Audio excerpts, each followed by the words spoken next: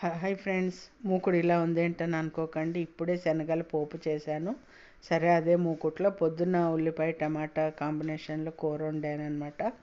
అది మిగిలింది. సరే, వేస్ట్ చేయడం ఎందుకులే అని చెప్పి, కొంచెమే ఉంది ఎటు కాకుండా అని చెప్పి అటుకులు పోహా చేసేద్దాము, ఇందులోకి అయితే సరిపోతుంది అని చెప్పి చక్కగా అటుకుల్ని కాసిన ఒక గుప్పుడు అటుకులు లావటుకులు తీసేసుకొని శుభ్రంగా కడిగేసేసుకొని మూకుట్లో కూరను వేసేసి, ఉప్పు కారం సమంగా లేకపోతే ఒక పిసరు కొంచెం వేసుకోండి, అంతేకాని నాకైతే సరిపోయింది.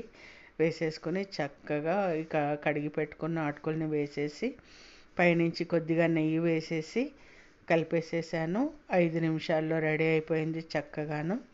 అలాగే మొన్న 3వ వారం పూజ చేసుకున్నానండి, వరలక్ష్మి వ్రతం. అందులో పూర్ణం మిగిలితే చక్కగా బొబ్బట్లు చేసేసాను. సో యమ్మీ బొబ్బట్లు కూడా రెడీ.